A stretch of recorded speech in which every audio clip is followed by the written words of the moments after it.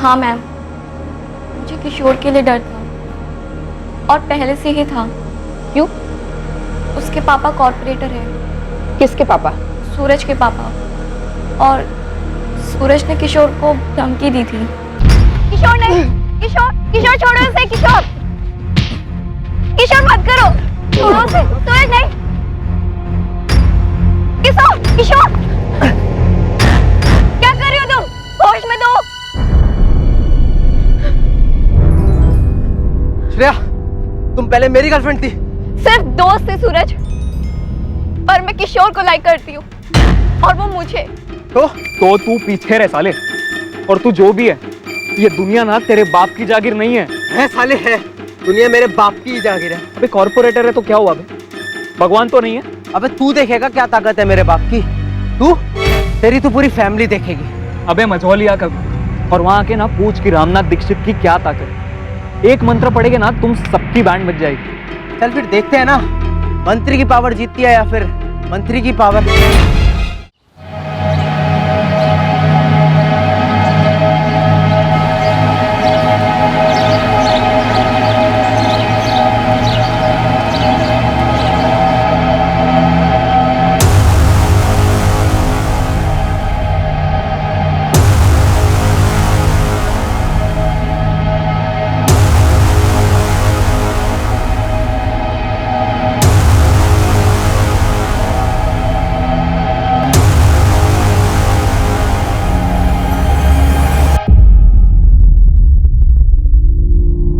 ये बला टल जाएगी मुकेश, ये बला जल्दी टल जाएगी। कितनी जल्दी रामनाथ जी?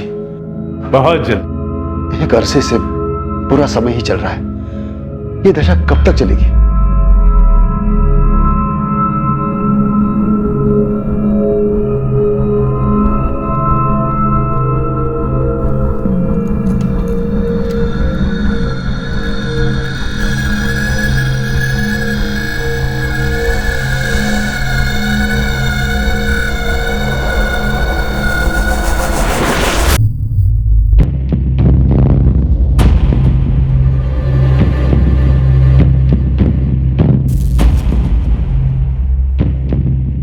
तीन हफ्ते मुकेश,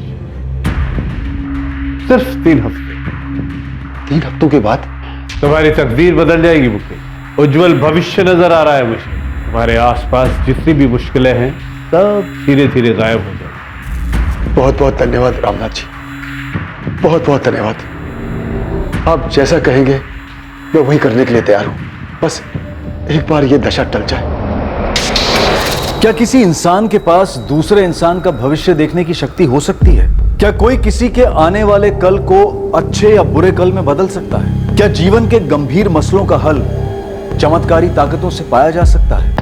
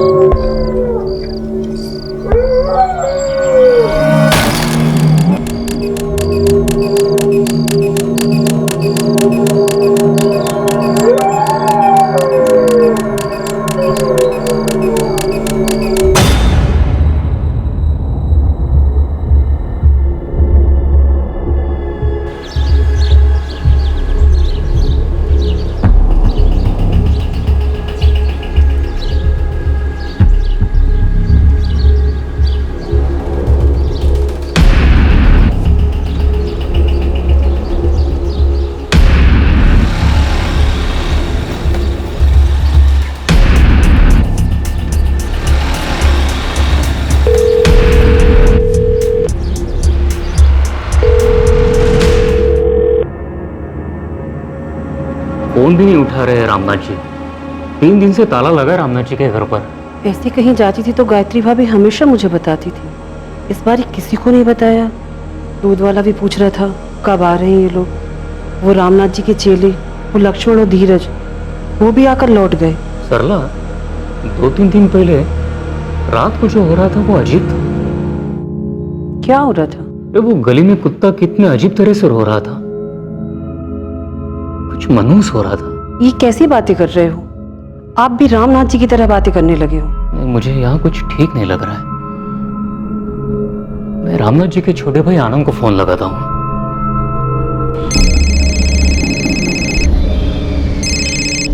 नहीं रोहित, रामनाथ भैया ने मुझे कुछ नहीं बताया। हुआ क्या? नहीं, बस वो फोन नहीं उठा रहे हैं और 3 दिन से घर पर ताला है। 3 दिन से ताला लगा हुआ घर पे? हाँ आनंद, मैंने आखिरी बार उन्हें 16 जुलाई को देखा था, उसके बाद कोई भी नहीं दिखा।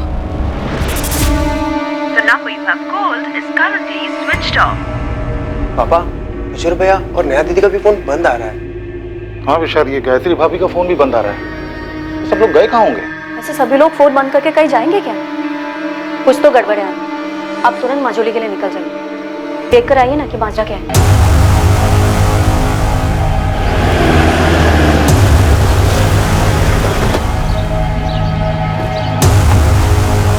सर, मैं आनंद दीक्षित, रामनाथ दीक्षित का छोटा भाई। हो सकता है वो किसी ऐसी जगह पर गए हों जहां मोबाइल का नेटवर्क ना मिलता हो। नहीं सर, ये रोहित जी हैं, भैया के पड़ोसी। सर, ये धीरज है, ये लक्ष्मण है, भैया के शिष्य हैं। इनमें से किसी को भैया ने कुछ बताया नहीं कहीं जाने के प्लान के बारे में। तो आप चाहते हैं कि हम ताला तोड़े और अंदर देखें? मुझे लगता है यही ठीक रहेगा सर।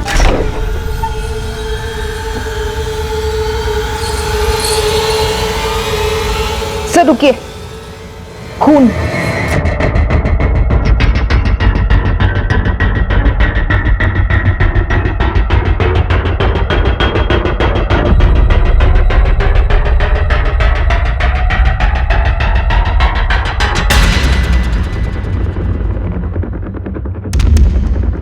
भाविका, अंदर देखो। Yes sir.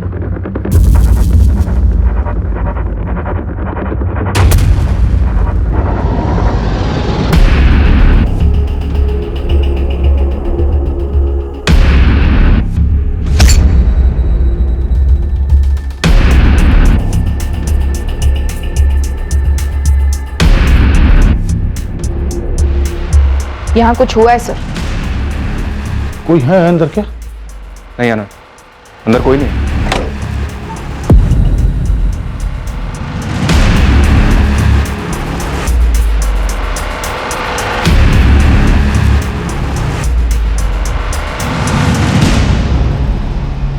यहाँ जिस तरह से कपड़े बिखरे हुए हैं, लग रहा है जैसे कोई कुछ ढूंढ रहा था। सर, दूसरे वाले बेडरूम की अलमारी और लॉकर भी खोले गए। सर, अलमारी आधी खुली हुई थी, लॉकर भी मैंने खुला पाया, पूरा खाली। ये रामनाथ जी तिजोरी में जेवर कैश कुछ रखते थे क्या?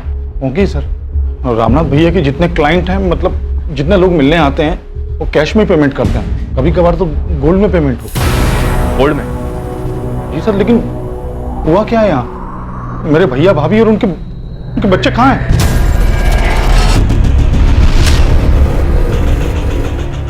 तोमर, फॉरेंसिक टीम को तुरंत आने को कहो। यहाँ कुछ तो हुआ है। सर, घर के पीछे वाले आंगन में आइए, कुछ हुआ है वहां।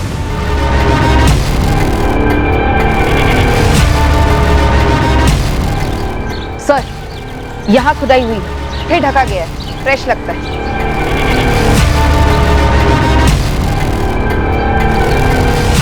मुझे आइडिया नहीं सर, मैं यहाँ भैया के यहाँ काफी अरसे बाद आया हूँ। और ये जमीन कुछ ज्यादा ही खोदी गई है सर। सर, घर के अंदर खून के धब्बे तो हैं, लेकिन कोई लाशें नहीं। हो सकता है यहाँ। अब जो जमीन के अंदर से सामने आने वाला था, उससे सिर्फ मझौली गांव नहीं बल्कि पूरे राज्य के लोगों के पैरों तले जमीन खिसकने वाली थी। और रामनाथ दीक्षित के घर हुआ यह रहस्यमय कांड पुलिस के लिए काफी पेचीदा साबित होने जा रहा था।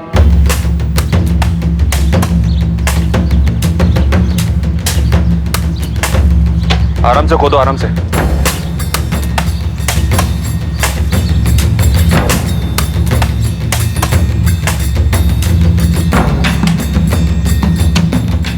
सर, अभी तक तो हमारे हाथ कुछ नहीं लगा है। लेकिन सर यहाँ जरूर कुछ मिलेगा।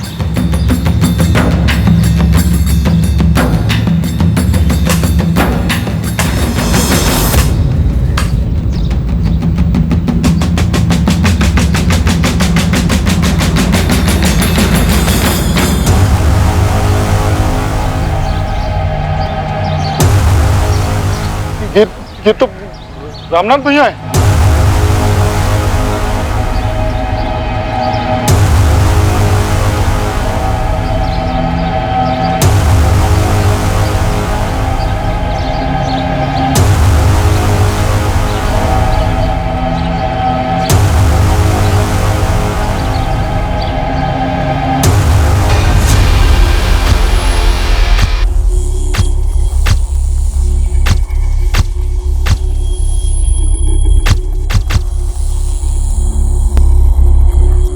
चारों पर छुरे जैसे किसी हथियार से वार किया गया है। सबकी जगुलर वेन काटी गई है। ये गले की ये नस, ऐसी हालत में मौत ऑन द स्पॉट होती है। हमला एकदम अचानक किया गया होगा, क्योंकि पड़ोसियों ने किसी भी तरह की कोई आवाज नहीं सुनी। हमने तो कोई चीखने चिल्लाने की आवाज नहीं सुनी सर। 17 तारीख की सुबह से ये लोग दिखे ही नहीं, तब से ताले लगा है घर पे। लक्ष्मण, धीरज, क्या लगता है तुम्हें रामनाथ जी के पास 16 की रात को कौन आया होगा जो ऐसा करके? पता नहीं साहब, 16 की शाम को गुरुजी के साथ बैठक हुई, उसके बाद मैं अपने घर चला गया। मैं भी साहब, मैं और लक्ष्मण साथ ही निकले थे।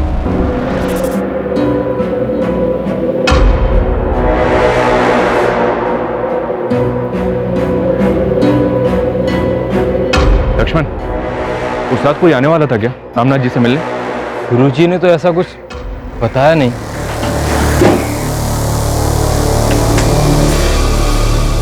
सर, ये 4 फोन्स ड्रॉअर में से मिले। इन्हीं चारों के होंगे, रामनाथ जी, उनकी वाइफ गायत्री और बच्चे नेहा और किशोर। कम से कम 72 घंटे। 72 घंटे, इससे ज्यादा हो भी नहीं सकते, क्योंकि 16 जून की शाम को इन सबको देखा गया था और 17 तारीख से घर पर ताला लगा है। अजीब बात है इंस्पेक्टर, 16 की रात 4-4 कत्ल होते हैं, लेकिन पड़ोसी को भनक तक नहीं लगी।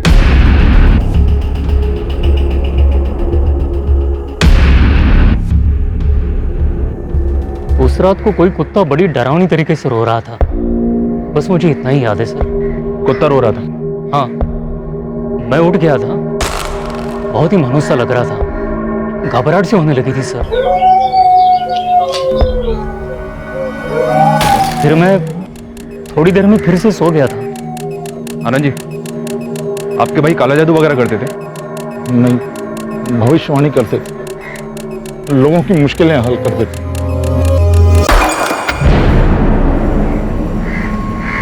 तुम दोनों रामनाथ जी से क्या सीख रहे थे? ज्योतिष विद्या मैडम, लोगों का भविष्य देखकर उपाय बताना। आनंद जी, आपके भाई की किसके साथ ऐसी जानी दुश्मनी थी जिसने परिवार सहित उनका कत्ल कर दिया?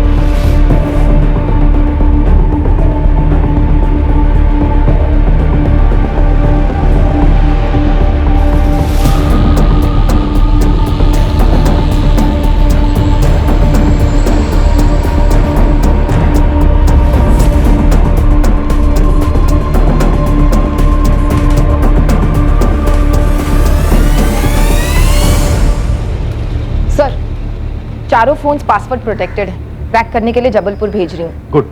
और फोरेंसिक ऑफिसर को बोलना जितना ज्यादा जल्दी हो सके उतना जल्दी। घर से कुछ पता चला क्या क्या चुराया गया? रामनाथ जी के भाई आनंद को एग्जैक्टली तो नहीं पता, लेकिन उनका इतना कहना है कि लॉकर में काफी कैश और ज्वेलरी रही होगी।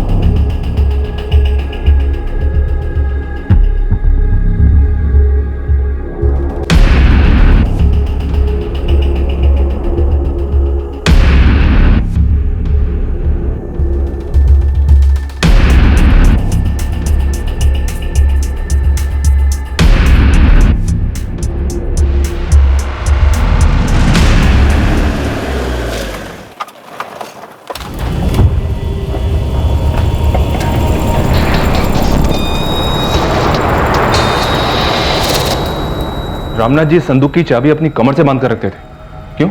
हाँ साहब, ये संदूक कोई और खोलता नहीं था, सिर्फ गुरुजी ही खोलते थे। अब तुम खोलो, ये लो, खोलो।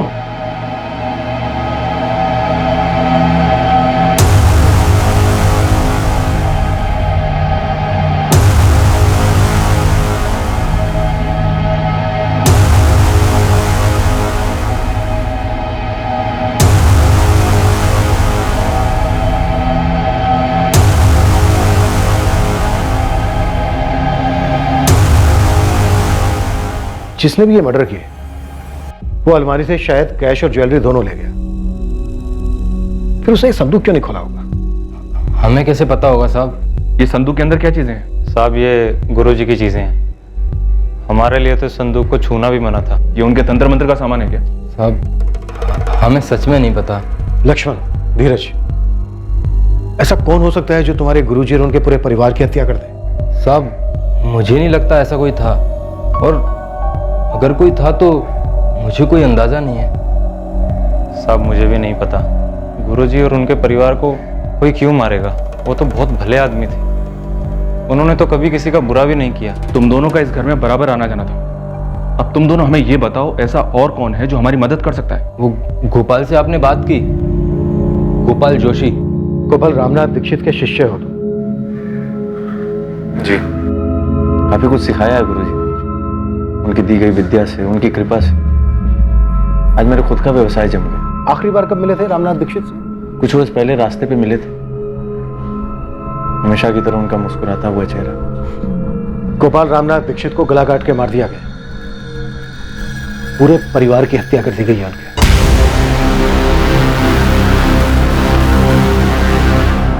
सर देर रात हुआ होगा, वो पड़ोसी रोहित कह रहा था कि उस रात को एक कुत्ता बहुत अजीब तरह से रो रहा था और काफी देर तक रो रहा था। इस तरह कुत्ते के रोने को अपशगुन माना जाता है, और रामनाथ तांत्रिक विद्याएं करता था।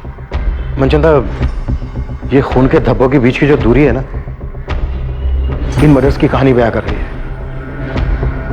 कत्ल एक के बाद एक हुए।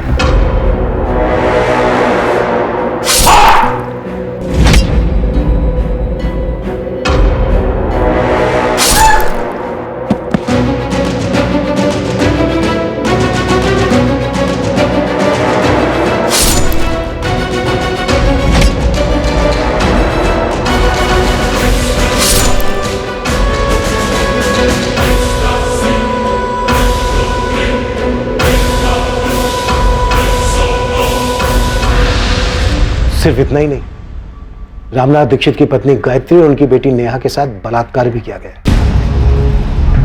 यह बलात्कार कत्ल के बाद हुआ है inspector. Doctor, you mean necrophilia? Yes, necrophilia, लाशों के साथ संभोग की विकृति। कौन हो सकता है वो जो ये सब कर सकता है? सर मुझे समझ में नहीं आ रहा कौन कर सकता है। रामनाथ जी जैसे भले इंसान, उनका भला परिवार, और ये हमला सिर्फ चोरी के इरादे से किया गया है? ऐसा बिल्कुल नहीं। 4-4 मर्डर करना, घर लूटना, फिर चारों लाशों को यहाँ घर के पीछे के आंगन में दफनाना, ये मर्डर्स लूट और चोरी की वजह से किए गए नहीं लगते। क्योंकि अगर ऐसा होता तो लाशों को दफनाता क्यों? राइट सर, चाका डालने वाले अक्सर मर्डर्स करते हैं, सेक्सुअल असॉल्ट भी करते हैं। कब्रें खोदने के लिए कोई इतनी मेहनत करेगा, वक्त जाया करेगा? बिल्कुल नहीं। और जो चोरी हुई है वो इतनी चालाकी के साथ हुई है कि पहले हमारी नजर में ही नहीं आई। और वो बाहर दरवाजे के ताला लगाना, कौन सा चोर ऐसा करता है?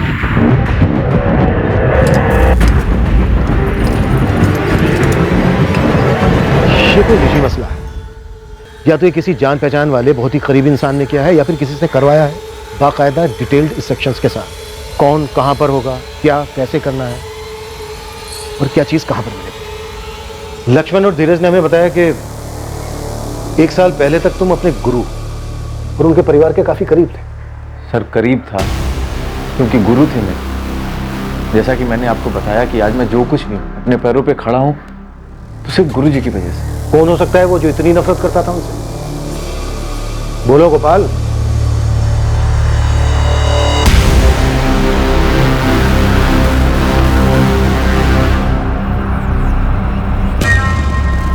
दावे के साथ तो नहीं कह सकता, लेकिन उनके छोटे भाई आनंद।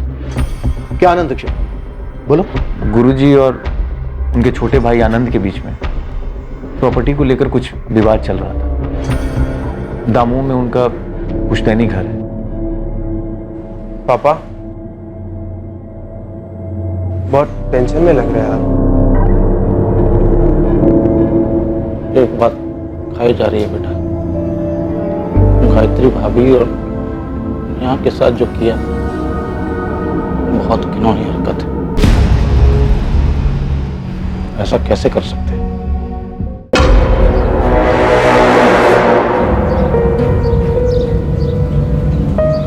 लक्ष्मण, क्या तू भी वही सोच रहा है जो मैं सोच रहा हूँ?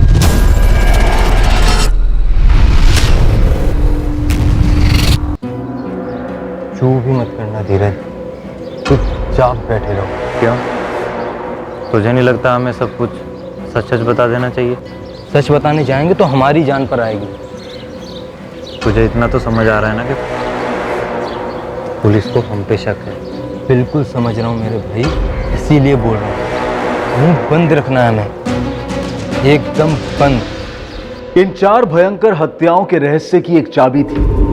ये चाबी वो एक बात थी जिसके बारे में रामनाथ दीक्षित के शिष्यों लक्ष्मण और धीरज ने चुप्पी साधने का फैसला कर लिया था।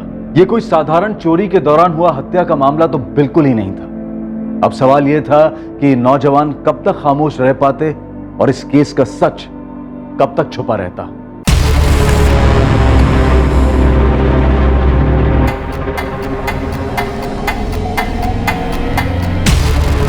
The number you have called is currently switched off. गिरी, ये नंबर 4445791124 फोन कंपनी से पता करो किसका है, अर्जेंट। जी मैडम।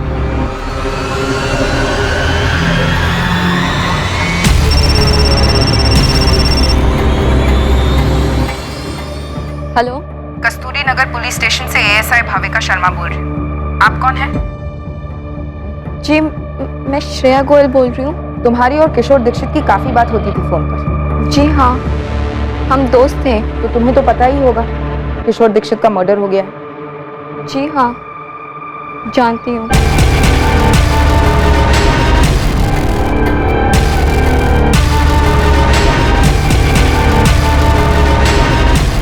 साहब मैंने पता किया, दमोह में पुश्तैनी घर को लेकर दोनों भाइयों में काफी खटास थी। तो ये गोपाल जो बता रहा था रामनाथ के भाई आनंद के बारे में, वो सच है? बिल्कुल सच है। एक मिनट गोपाल, रहने दो इसे। ये मेरा छोटा भाई ये चाहता है कि वो दमोह वाला घर में पूरा इसके नाम कर। 15 लाख देने थे, 8 दे चुका है, 7 बाकी है। मैं इससे कह रहा हूं कि भाई वो 7 लाख दे दो तो मैं कागजात पे साइन कर देता हूं। मैं गलत कर रहा हूं? बिल्कुल गलत नहीं कह रहे हैं आप। अगर आपकी जगह पे आनंद जी होते तो क्या वो साइन करते? अपना काम करो गोपाल। और भैया घर के मामले में बाहर वालों को क्यों ला रहे हैं आप? 7 लाख देने दे दूंगा मैं, कहीं भागा जा रहा हूँ क्या? अरे तो मैं भी कहां भागा जा रहा हूं आनंद। देखो भाई, हिसाब साफ होना चाहिए, आसानी रहेगी सबके लिए। अब रामनाथ तो रहा नहीं और ना उसका परिवार, तो सारी जमीन अब सिर्फ आनंद दीक्षित की। हाँ मैम, मुझे किशोर के लिए डर था और पहले से ही था। क्यों? उसके पापा कॉर्पोरेटर हैं। किसके पापा? सूरज के पापा। और सूरज ने किशोर को धमकी दी थी। किशोर नहीं, किशोर, किशोर छोड़ो उसे, किशोर, किशोर मत करो, छोड़ो उसे, सूरज नहीं, किशोर, किशोर, क्या कर रही हो तुम? होश में दो। श्रेया, तुम पहले मेरी गर्लफ्रेंड थी। सिर्फ दोस्त थे सूरज, पर मैं किशोर को लाइक करती हूँ और वो मुझे। तो तू पीछे रह साले, और तू जो भी है, ये दुनिया ना तेरे बाप की जागीर नहीं है। है साले, है, दुनिया मेरे बाप की जागीर है। अबे कॉर्पोरेटर है तो क्या हुआ बे? भगवान तो नहीं है। अबे तू देखेगा क्या ताकत है मेरे बाप की। तू, तेरी तो पूरी फैमिली देखेगी। अबे मझौलिया कब, और वहां के ना पूछ की रामनाथ दीक्षित की क्या ताकत है। एक मंत्र पढ़ेगे ना तुम सबकी बैंड बज जाएगी। चल फिर देखते हैं ना, मंत्री की पावर जीतती है या फिर मंत्री की पावर।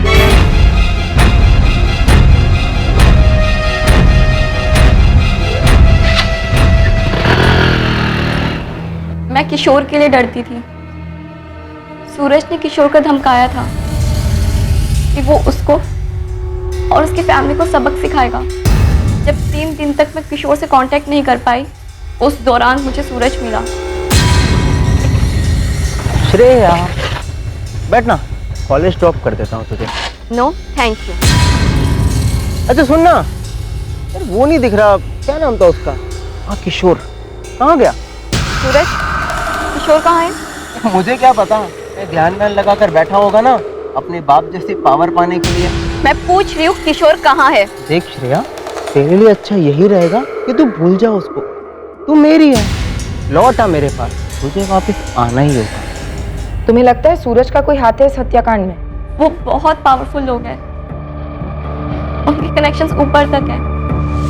वो कुछ भी कर सकते हैं या करवा सकते हैं। मैम,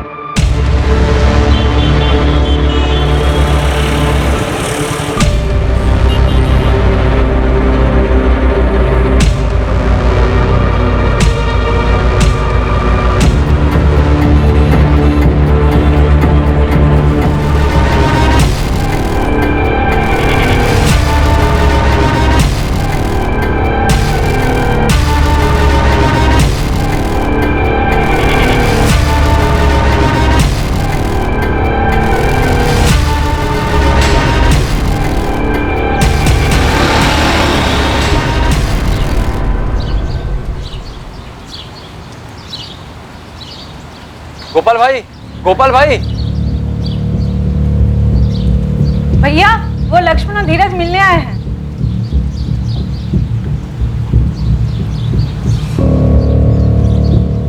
गोपाल भाई, एक बात थी जो हमने आपको नहीं बताई। क्या? पुलिस ने लक्ष्मण से गुरुजी की संदूक खुलवाई। और क्या धीरज? क्या हुआ लक्ष्मण? संदूक में नहीं थी वो। हमें पता है आनंद, तुम्हारी अपने भाई रामनाथ दीक्षित के साथ अनबन चल रही थी पुश्तैनी घर को लेकर। इस वक्त हमारे पास कोई सबूत नहीं है जो तुम्हें इस जुर्म से जोड़े। अब तुम्हें बताओ, तुम अपना जुर्म खुद कबूल करोगे या फिर हम हमारे तरीके से कबूल करवाएं?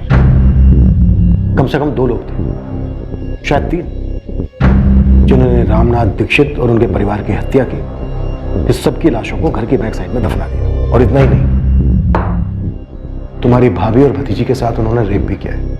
ये किराए के लोग भी हो सकते हैं और एक ना एक दिन हम इन्हें धर ही लेंगे। फिर ये लोग हमें बताएंगे कि किसने उन्हें सुपारी दी थी।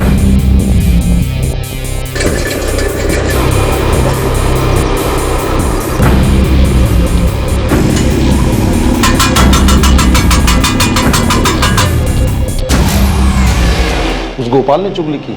हम तुम तक पहुंच गए आनंद, अब ये मैटर नहीं करता है कि रास्ता हमें किसने दिखाया। मुझ तक तो पहुंचना ही था सर। मेरे और भैया के बीच पे पुश्तैनी मकान को लेकर इतना बड़ा मसला चल रहा था, सबको मालूम था। तुम्हारी दुश्मनी जाहिर थी, इसका मतलब ये नहीं है कि तुम शक के दायरे के बाहर। दुश्मनी नहीं थी सर, वो सिर्फ एक मकान का मसला था। और उस मसले के लिए इतना भयंकर कांड करवाऊंगा मैं? अपने भाई की हत्या करवाऊंगा अपनी भाभी और भतीजी के साथ? इतनी सर, मैं मानता हूं कि मुझे वो मकान चाहिए था, लेकिन ऐसे बिल्कुल नहीं, बिल्कुल भी नहीं सर। मैं साधारण सा व्यापारी हूं, इतना गंदा नहीं सोच सकता। मेरे भैया और भाभी को, बच्चों को, सबको मार डाला गया, उसके पीछे कोई और कारण है। और क्या है ये कारण? सर, मेरे भैया बहुत कम उम्र से इस सब में शामिल थे। उनके पास दैवी शक्तियां थी। उनको लोगों की समस्याओं के बारे में पहले ही मालूम पड़ जाता था और लोगों की समस्याओं को दूर करने की शक्तियां थी उनके पास। हमारे पास भी शक्ति है मुजरिम तक पहुंचने की, फिर चाहे मुजरिम ने कितनी भी चालाकी की। तो लगाइए ना शक्तियां, क्योंकि आपका मुजरिम मैं नहीं हूं। रामनाथ दीक्षित मेरे सगे भाई थे।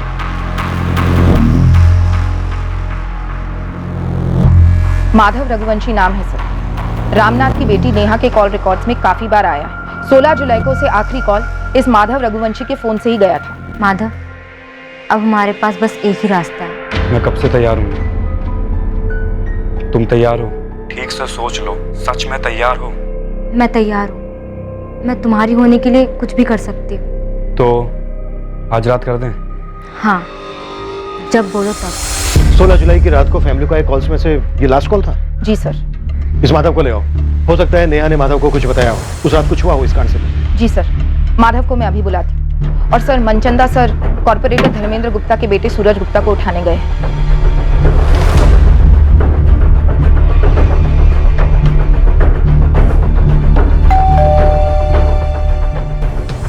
इंस्पेक्टर, तुम मेरे ही घर में घुसकर मुझसे ये पूछ रहे हो कि मेरे बेटे ने यह कांड किया और इस कांड को अंजाम तक पहुंचाने में मैंने इसकी मदद की है, वो भी उस किशोर के साथ हुए पिद्दू से झगड़े के लिए। मैं एग्जैक्टली यही पूछ रहा हूं। आप कोऑपरेट करेंगे तो सबके लिए अच्छा होगा। काफी बहादुर हो सब इंस्पेक्टर कुशल मनचंदा। उस श्रेया ने कान भरे हैं ना आपके, लेकिन उसने ये तो नहीं बताया होगा कि उसके किशोर ने क्या धमकी दी थी मुझे। किशोर और उसके परिवार वाले मारे गए, हत्या उनकी हुई है। वो आप लोग निकलवाते हैं ना फोन रिकॉर्ड वगैरह, पहले वो निकलवाइए। जब हमारे खिलाफ सबूत इकट्ठा हो जाए तब आप यहां पर आइए। और हाँ, ये बेवकूफी को ना बहादुरी ना समझिए, महंगी पड़ेगी।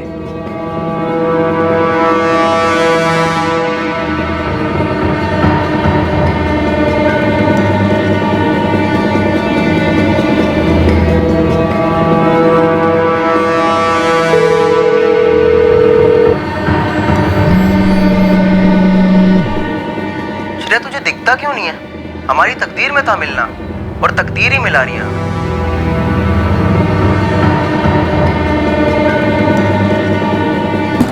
माधव, माधव, दरवाजा खोलो बेटा। ऐसा नहीं करते बेटा, दरवाजा तो खोलो। पिछले कुछ दिनों से ऐसे ही कर रहा है वो। 17 जुलाई से? हाँ, ऐसे ही कुछ। माधव, पुलिस, दरवाजा नहीं खोलोगे तो हम तोड़कर अंदर आएंगे।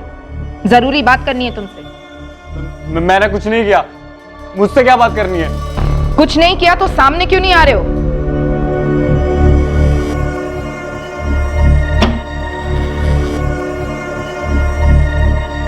सोलह जुलाई की शाम को उस घर में आखिरी कॉल तुम्हारा था, नेहा दीक्षित को। क्या बात करनी है आपको? बात थाने में होगी। देखो माधव, चुप रहकर तुम अपनी खुद की कब्र खोद रहे हो और हमें यह सोचने पर मजबूर कर रहे हो कि रामनाथ और उसके परिवार की कब्र तुम ही ने खोदी। नहीं सर, ये क्या बोल रहे हैं आप? तो सच क्या है? क्या हुआ था?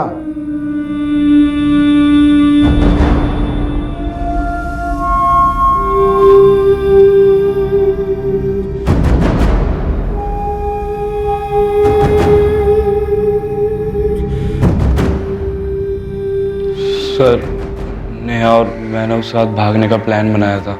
तुम दोनों भागने वाले थे, ये बात हुई थी फोन पर? जी सर, सीरियसली बोल रहा हूँ नेहा, आज रात। मैं भी कम सीरियस नहीं हूँ माधव। आज रात तो आज रात को 2:30 बजे घर से निकलकर बाहर आ जाना, मैं इंतजार करूंगा। रामनाथ जी, वो हमारे रिश्ते के बारे में जानते थे, सख्त खिलाफ थे वो। सारी दुनिया का भविष्य देखता हूँ, तो क्या खुद की बेटी का भविष्य नहीं देखूंगा? इस माधव के साथ तुम्हारा आगे कुछ भी नहीं है बेटा। लेकिन बाबा, हम 11वीं क्लास से एक साथ। अब आगे नहीं होगा बेटा। तुम आज ही माधव के साथ सारे रिश्ते तोड़ दो। शुरू में कठिनाई होगी, पर बाद में सब ठीक हो जाएगा। और मेरा विश्वास करो बेटा, अच्छा समय आएगा, बहुत अच्छा समय आएगा। हम दोनों कॉलेज टाइम से भागने का प्लान बना रहे थे। उस रात हम दोनों ही जोश में थे। मैं थोड़ी देर पहले उसके घर के बाहर इंतजार कर रहा था, लेकिन सर वो आई ही नहीं। फिर मैंने सोचा कि घर के अंदर जाऊं। घर पे ताला देखकर मैं शॉक रह गया।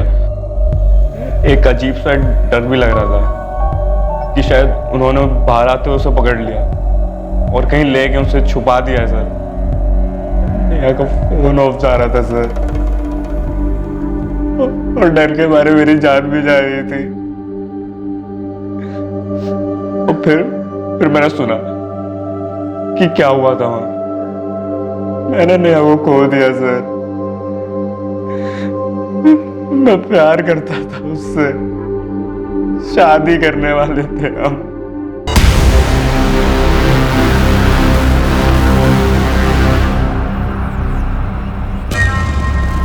माधव को क्लीन चिट देना बनता नहीं, कुछ तो छुपा रहा है। उसी रात भागने का प्लान बनाना अटपटा लगता है। सर मुझे लगता है कॉर्पोरेटर धर्मेंद्र गुप्ता और उसका बिगड़ा बेटा सूरज, ये दोनों इस कांड में शामिल हैं। और मैंने अभी तक आनंद दीक्षित को क्लीन चिट दी नहीं। मुझे उसका मोटिव स्ट्रांग लग रहा है।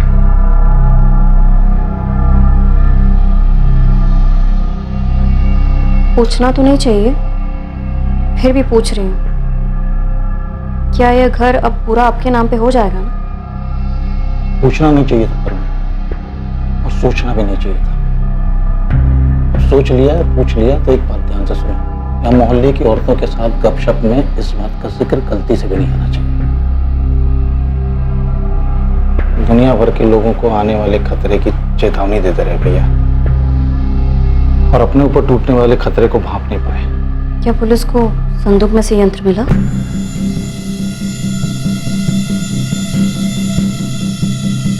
तुझे किसी भी बात की चिंता करने की जरूरत नहीं है। अरे पुलिस अपना काम करेगी, उसे करने दे। तुझे मैं कुछ नहीं होने दूंगा। मुझे रत्ती भर का डर नहीं है पापा, जो होना था वो होना ही था, तो हो गया। जो होना था वो होना ही था, सो हो गया। क्या बात है? माधव, तू मुझे छोड़ के भाग जाने वाला था। अरे नहीं माँ। लेकिन तू तो कह रहा था कि उस रात तू नेहा के साथ भागने वाला था। क्या बात है बेटा, तू कुछ छुपा रहा है मुझसे? बताओ ना मुझे, माँ हूं मैं तेरी, सच बता। तू जो कह रहा था वो सच नहीं है ना? माधव के अनुसार उसने और नेहा ने भागने का प्लान बनाया था। किशोर की सूरज गुप्ता से दुश्मनी थी उसकी गर्लफ्रेंड श्रेया को लेकर, और आनंद को पूरा पुश्तैनी घर चाहिए था। पर क्या ये तीनों एंगल्स उस घर में हुए भयंकर मल्टीपल मर्डर, रेप और लूट के केस के कारण? फिर एक चौथा एंगल सामने आया, या कहा जाए कि चौथा एंगल सामने लाया गया। क्या गायब था संदूक से? गुरुजी की पोटली साहब, जिसमें गुरुजी का यंत्र होता था। कैसा यंत्र? क्या खास था उस यंत्र में? उस यंत्र में दैवी शक्तियां थी, इसीलिए उसे लाल पोटली में बंद रखा जाता था। कैसी शक्तियां थी उस यंत्र में? गुरुजी ने कभी डिटेल में तो नहीं बताया, इतना बताया था गुरुजी ने कि बहुत शक्ति है उस यंत्र में, इसलिए हमेशा ताला बंद रहता था संदूक का। लाल पोटली? गुरुजी, क्या है उसके अंदर? उस पोटली में शक्ति है, भविष्य देखने की, अतीत जानने की। गुरुजी, क्या हम भी उसे देख सकते हैं? नहीं, मेरे अलावा कोई नहीं। तुम दोनों से पहले भी कई लोगों ने उसके बारे में मुझसे पूछा, उसे छूने के लिए, उसे देखने के लिए, लेकिन कोई फायदा नहीं। वो सिर्फ मेरे लिए बनी। दूसरों की जिंदगियों का भूत, वर्तमान, भविष्य जानना इस विद्या का सबसे कठिन लक्ष्य। विचलित मन इस विद्या का दुश्मन है। तुम दोनों का मन भी आज विचलित है, ये जानने के लिए कि इस पोटली में क्या है। जब आपने संदूक खुलवाई तो उसके अंदर वो लाल पोटली नहीं थी साहब।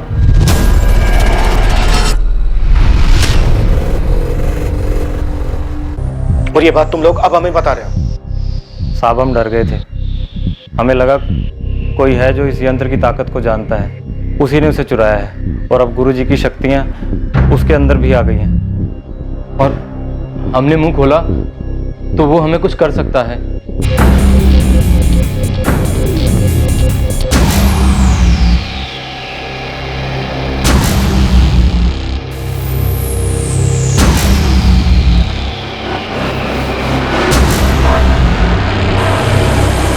और अब ये सब हमें बताने की हिम्मत कहां से आ गई तुमने? हाँ? तुम दोनों ये खुद बताने आए हो या किसी ने भेजा तुम्हें? हमें किसी ने नहीं भेजा, हम खुद ही आए हैं। काफ़ी डरे हुए थे, फिर सोचा नहीं, हमारे गुरुजी की आत्मा हमारी रक्षा करेगी, पुलिस को सच बताना ज़रूरी है, इसलिए आ गए। और साहब, जो आदमी ऐसा कर सकता है वो एक तांत्रिक ही होना चाहिए, और वो साहब हम दोनों को लगता है कि वो। क्या वो? कौन तांत्रिक हो सकता है वो? वो गोपाल जोशी हो सकते हैं। संदूक में वो लाल पोटली नहीं थी, यंत्र कोई चुरा ले गया है। क्या गुरुजी और उनके परिवार का कत्ल उस यंत्र के लिए किया गया था? बकवास मत करो। पढ़ा नहीं तुम लोगों ने कि गुरुजी की पत्नी और उनकी बेटी के साथ क्या हुआ? कोई भी भक्त या गुरु ऐसा कभी नहीं करवाएगा। गोपाल भाई, आप ही बताइए हम क्या करें? पुलिस ने उनके सामने हमसे संदूक खुलवाई, उसमें लाल पोटली नहीं थी। ये लाल पोटली वाली बात पुलिस को बतानी चाहिए कि यंत्र के लिए कत्ल हुआ है। नहीं हुआ। तुम दोनों ये यंत्र की बात भुला दो, और पुलिस भी ये यंत्र मंत्र की बात पे विश्वास नहीं करती। यहां माजरा कुछ और ही है। लेकिन यंत्र गायब है। तो होने दो गायब। याद करो, उस यंत्र को सिर्फ हमारे गुरुजी इस्तेमाल कर सकते थे, और वो नहीं चाहते थे कि उसे कोई और छुए भी। मेरी राय मानो, तुम लोग उस यंत्र के बारे में बात तक मत करो। गोपाल भाई की सलाह हमें अजीब लगी साहब। साहब, उन्हें तो सीधे सीधे कहना चाहिए था कि पुलिस को जाकर सब बता दो, लेकिन उन्होंने ऐसा नहीं किया। तभी हमें गोपाल भाई पर शक हुआ।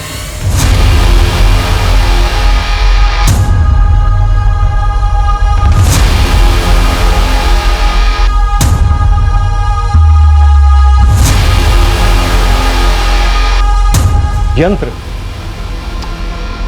क्या बकवास है सब? सर, आस्था है लोगों की। जो ये रामनाथ करता था वैसे तो बहुत सारे तांत्रिक करते हैं, लेकिन सर इस रामनाथ के पास काफी लोग आते थे इस यंत्र के जरिए अपनी भविष्यवाणी को सुनने के लिए, अपने बुरे वक्त को टालने के उपायों को जानने के लिए। लेकिन ये यंत्र दिखता कैसा है और किस चीज का बना है? ये धीरज और लक्ष्मण का अचानक हमारे पास आकर इस यंत्र के बारे में बताना, अगर ये जेन्युइन टिप नहीं है तो फिर ये क्या है और क्यों है? संदिग्धों की सूची में अब एक नया नाम जुड़ा। क्या इस नए संदिग्ध गोपाल का सामने आना दरअसल पुलिस को गुमराह करने की एक चाल थी, ताकि वो लोग जो पहले से पुलिस के रडार में हैं वो बच निकले? क्या किसी इंसान के पास ऐसी चमत्कारी शक्तियां हो सकती हैं जिससे वो किसी दूसरे इंसान के अतीत को पढ़ सकता है और उसके भविष्य को देख सकता है? रामनाथ दीक्षित के संदूक से एक रहस्यमयी लाल पोटली भी चोरी हुई थी, जिसमें ये तथाकथित जादुई यंत्र था जिसे रामनाथ हमेशा सबसे छुपाए रखते थे। इस मल्टीपल मर्डर और रेप केस के पीछे असली कारण क्या था? पुलिस के लिए इस केस के सारे एंगल्स को छांटकर जुर्म की कहानी और मुजरिम की शक्ल दोनों को सामने लाना काफी मुश्किल साबित होने वाला था। लेकिन पुलिस असली गुनहगार तक पहुंची, और जब इस गुनाह का असली मकसद सामने आया तो सब के सब बुरी तरह से हिल गए। हम इस केस को अंजाम देंगे इसके दूसरे और आखिरी भाग में। अब मैं अनूप सोनी आपसे विदा लेता हूं, फिर मुलाकात होगी। याद रखें, आपके और क्राइम के बीच में सिर्फ इतना फर्क है कि आप कितने सतर्क हैं। सतर्क रहें, सुरक्षित रहें। जय हिंद।